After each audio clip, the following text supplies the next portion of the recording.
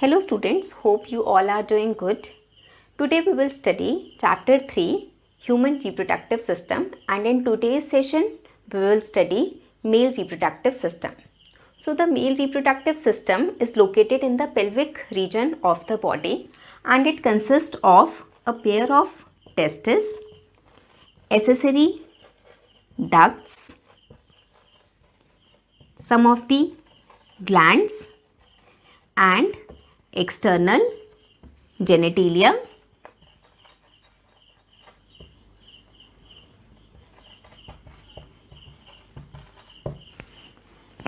So, a pair of testes is present outside the abdominal cavity in a pouch-like structure, and this pouch-like structure is known as scrotum. अब scrotum का main function क्या होता है कि ये thermo regulator की तरह act करता है. Thermo regulator means temperature. इसका मतलब ये क्या कर रहा है, टेम्परेचर को रेगुलेट कर रहा है, क्योंकि इसके अंदर जो स्पर्म फॉर्मेशन होती है उसको 2 to 2.5 डिग्री सेल्सियस टेम्परेचर क्या चाहिए होता है, लोअर चाहिए होता है. यानी अगर हमारी बॉडी का 37 डिग्री सेल्सियस टेम्परेचर है तो 37 - 2 और 37 - 2.5, तो यू कैन से कि जो स्पर्म फॉर्मेशन है उसके लिए temperature 34 to 35 degree Celsius temperature चाहिए होता है. So this is the function of the scrotum to maintain this temperature so that sperm formation can occur smoothly. Now this testis consist of 3 important layers. These layers are the outermost is tunica vaginalis, then the middle one is tunica albuginea, and the innermost layer is tunica vasculosa. अब इस testis के अंदर there are 200 to 250 compartments. ये जो compartments होते हैं इन्हें हम कहते हैं टेस्टिकुलर लॉब्यूल्स. ये जो आपको रेड वाला पोर्शन दिख रहा है ये टेस्टिकुलर लॉब्यूल्स हैं. तो ऐसे 200 से 250 कंपार्टमेंट्स प्रेजेंट होते हैं जिन्हें हम कहते हैं टेस्टिकुलर लॉब्यूल्स. अब हर टेस्टिकुलर लॉब्यूल के अंदर 1 to 3 क्या प्रेजेंट होंगे, seminiferous tubules. So these are the seminiferous tubules which are present inside the testicular lobules. Seminiferous tubules के अंदर जो इनर वाली लेयर होती है that layer is known as germinal epithelium. This layer has very important 2 type of cells. कौन कौन से cells होते हैं इसमें? The first is spermatogonia which is also known as sperm mother cell, जिससे अल्टीमेटली क्या होगा, sperm formation होगी. and the other is Sertoli cells. यानी कि जर्मिनल एपिथीलियम में 2 टाइप के सेल्स प्रेजेंट है, spermatogonia and Sertoli cell. Spermatogonia are the sperm mother cell which ultimately form the sperm. जो सर्टोली सेल्स हैं उनका जो मेन फंक्शन होता है that is to provide nutrition to the developing sperm. Sertoli cell से 2 important components और भी release होते हैं. First is ABP which is androgen binding protein and another component that is called inhibin. Inhibin हम पढ़ेंगे कि कैसे इनहिबिन जो है वो हार्मोनल कंट्रोल में हेल्प करता है. So this is all about spermatogonia and Sertoli cells. अब क्या करना है हमने, ये जो सेमनीफेरस ट्यूब्यूल्स हैं इनके बीच में ये जो खाली जगह है which is known as interstitial spaces. इस इंटरस्टिशियल स्पेस में एक और इम्पॉर्टेंट सेल्स प्रेजेंट है दैट इज LH, या हम इसे कहते हैं Leydig sales.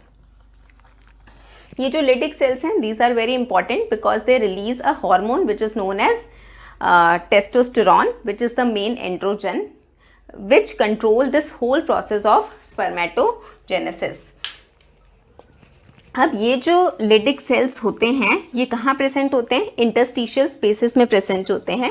And because they are present in interstitial spaces they are also known as interstitial cells. इनको और क्या कहते हैं हम, इंटरस्टिशियल सेल. इससे क्या रिलीज होगा, और hormone name as testosterone.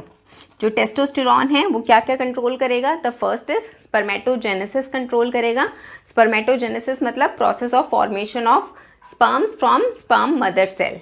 And the second function is puberty के टाइम पे जो मेल में रिप्रोडक्टिव चेंजेस आते हैं, जैसे फॉर्मेशन ऑफ बियर्ड, आवाज़ चेंज होना, शोल्डर्स ब्रॉड होना, ये सारे चेंजेस किसकी वजह से आते हैं? इस हार्मोन की वजह से आते हैं।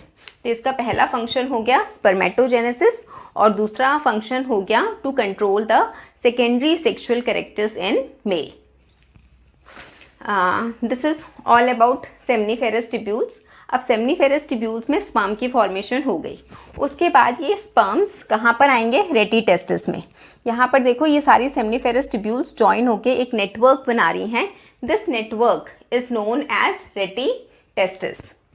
आगे ये सारी ट्यूब्स जॉइन करके टेस्टिस के बाहर आ जाती हैं and this forms an another duct which is known as vas efferentia. This vas efferentia later on forms epididymis, and epididymis finally comes out from the this epididymis duct and this is known as vas deferens। तो ये जो चार हमने duct पढ़ी कौन कौन सी? रेटी testis, वास एफ्रेंशिया, एपिडाइडमिस एंड वास deferens। these are the four main accessory ducts through which the sperms travel। तो स्पर्म कैसे ट्रेवल हुआ? सबसे पहले स्पर्म की फॉर्मेशन यहाँ टेस्टिस में हुई, उसके बाद टेस्टिस में स्पर्म की फॉर्मेशन होने के बाद it will come into the रेटी टेस्टिस। रेटी टेस्टिस से वो वास एफ्रेंशिया में गया, वास एफ्रेंशिया से यहाँ एपिडाइडमिस में आया, एपिडाइडमिस को से मूव करके ultimately it will come out through vas deferens. अब वास डिफरेंस में जैसे यहाँ पर है, दिस इज वास डिफरेंस, तो यहाँ से स्पर्म्स ट्रेवल करते हुए आए। अब यहाँ पर देखो तीन ग्लैंड्स प्रेजेंट हैं, कौन कौन से? Prostate gland, seminal vesicle and Cowper's gland. इन तीनों ग्लैंड से कुछ सिक्रीशंस रिलीज होंगे, ये सिक्रीशन किसके साथ? स्पर्म्स के साथ ऐड ऑन हो जाएंगे। तो ये जो सिक्रीशंस हैं ये कौन कौन से हैं?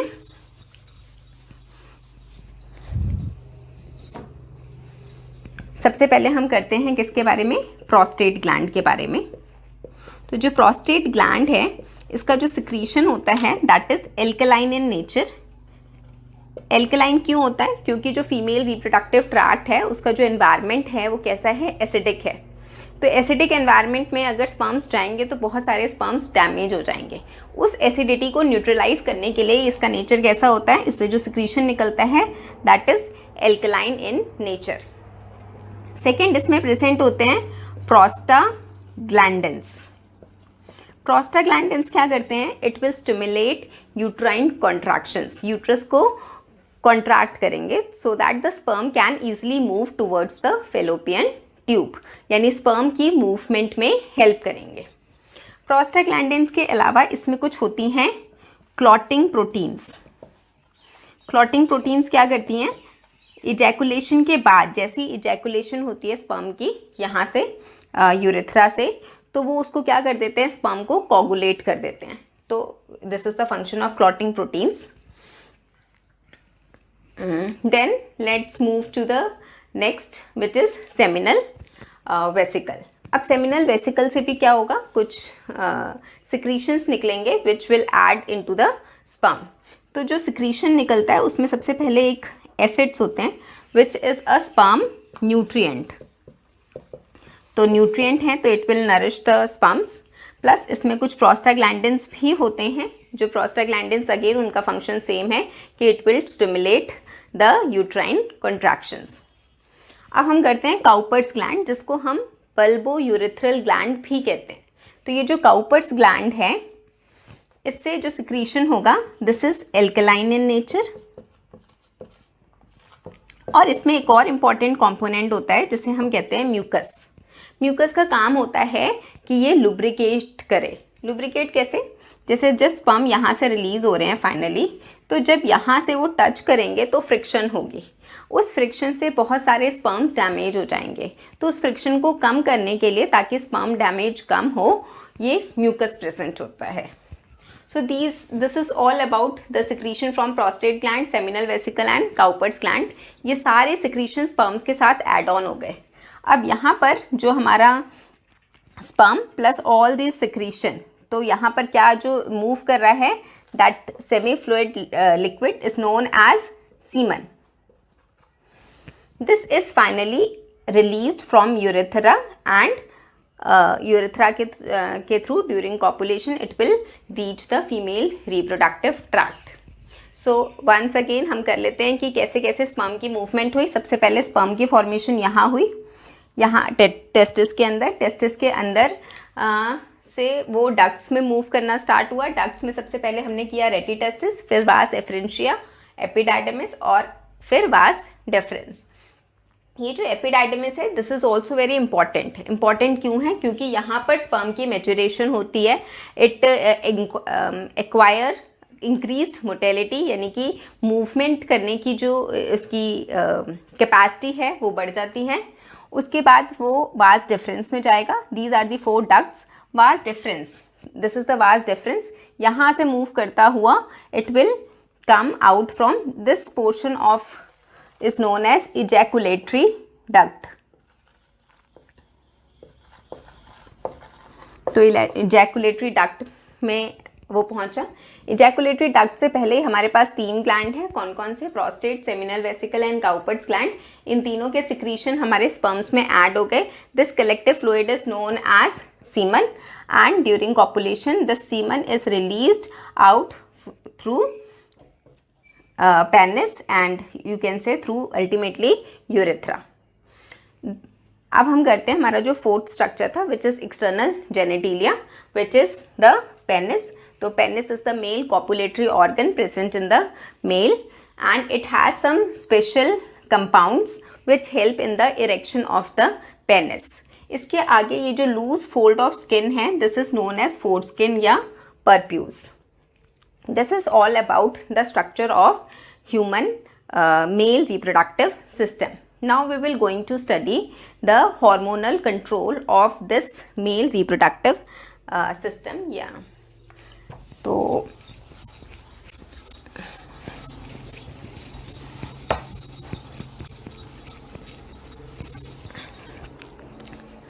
so you all know that the pituitary gland is controlled by hypothalamus. Pituitary gland को कौन कंट्रोल करता है? हाइपोथैलेमस। हाइपोथैलेमस से एक हार्मोन रिलीज होता है। This is known as GnRH means gonadotropin releasing hormone. This stimulates pituitary gland. Pituitary gland का भी कौन सा वाला पार्ट स्टिमुलेट होगा? Anterior lobe. Anterior lobe, this will stimulate anterior lobe of pituitary gland and when stimulated it will release 2 hormones। कौन कौन से hormone ये रिलीज करेगा? One is LH and other is FSH। LH means luteinizing hormone, FSH means follicle stimulating hormone। तो ये जो LH है इसका जो टारगेट सेल होता है लिडिक सेल्स होते हैं और इसके जो टारगेट सेल हैं वो हैं सर्टोली सेल्स। ये आप L और L से लर्न कर सकते हो, S और S से लर्न हो जाएगा। तो LH हार्मोन ने किस पे एक्ट किया? लिडिक सेल्स पे। और जब LH हार्मोन लिडिक सेल्स पे एक्ट करेगा तो it will release the main androgen which is testosterone. और अभी हमने किया था टेस्टोस्टेरॉन का बेसिकली 2 इंपॉर्टेंट फंक्शन होता है। पहला स्पर्मेटोजेनेसिस को स्टिमुलेट करना और दूसरा इसका फंक्शन होता है मेल में प्यूबर्टी के टाइम पे सेकेंडरी सेक्सुअल कैरेक्टर्स को कंट्रोल करना। अब हम करते हैं FSH which is follicle stimulating hormone. The target cell of follicle stimulating hormone is Sertoli cells. Sertoli cell से अभी हमने किया था एक रिलीज होगी एंड्रोजन बाइंडिंग प्रोटीन। तो इसका काम क्या होता है कि टेस्टोस्टेरॉन को which is the main androgen उसको सेमनीफेरस ट्यूब्यूल के अंदर कॉन्सेंट्रेट करना। और इससे दूसरा क्या रिलीज होगा? इनहिबिन। इनहिबिन फीडबैक मैकेनिज्म को इस तरह से कंट्रोल करता है कि अगर if it is stimulated in a very high amount Sertoli cells क्या करेंगे? अगर ये ज़्यादा स्टिमुलेट हो गया तो इनहिबिन रिलीज करेंगे। इनहिबिन का नेगेटिव रोल है, यानी ये इनहिबिट करता है। किसको इनहिबिट करेगा? हाइपोथैलेमस को। अगर हाइपोथैलेमस इनहिबिट हुआ तो it will release less GnRH या नहीं रिलीज करेगा।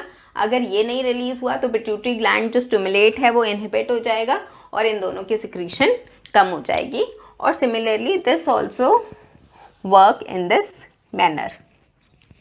तो इस तरह से जो हमारी बॉडी है वो किसी भी चीज़ की एक्सेस सिक्रीशन को अपने आप क्या करती है, कंट्रोल करती है। सो एक बार और रिवाइज कर लेते हैं। सबसे पहले हाइपोथैलेमस से स्टार्ट होगा। हाइपोथैलेमस से GnRH गोनाडोट्रोफिन रिलीजिंग हार्मोन निकलेगा which will control anterior lobe of pituitary gland. Anterior lobe of pituitary gland से दो हार्मोन निकलते हैं, luteinizing hormone and follicle stimulating hormone. ये जो ल्यूटिनाइजिंग हार्मोन है इसे इंटरस्टिशियल सेल स्टिमुलेटिंग हार्मोन भी कहते हैं क्योंकि Leydig cells are basically interstitial cells. इसके टारगेट ऑर्गन्स क्या हैं, लिडिक सेल्स, इसके target Sertoli cells. Leydig cell से टेस्टोस्टेरॉन रिलीज हुआ, इसने स्पर्मेटोजेनेसिस को भी कंट्रोल किया और secondary sexual characters in male को भी कंट्रोल किया। सर्टोली सेल से androgen binding protein and inhibin release होगा। Androgen binding protein will concentrate the androgens that is testosterone in the seminiferous tubule, और जो इनहिबिन है अगर बहुत ज़्यादा रिलीज हो गया तो ये क्या करेगा, हाइपोथैलेमस को इनहिबिट करेगा ताकि ये प्रोसेस कम हो जाए, यानी कि ये स्टिमुलेट होना बंद हो जाएगा। LH और FSH की सिक्रीशन क्या होगी, कम हो जाएगी, एक्सेस सिक्रीशन नहीं होगी। This is how this mechanism works. So that's all for today, and in next class we will study the female reproductive structures and events hormonal mechanism. So that's all for today. Thank you. Have a nice day. Stay safe and stay healthy.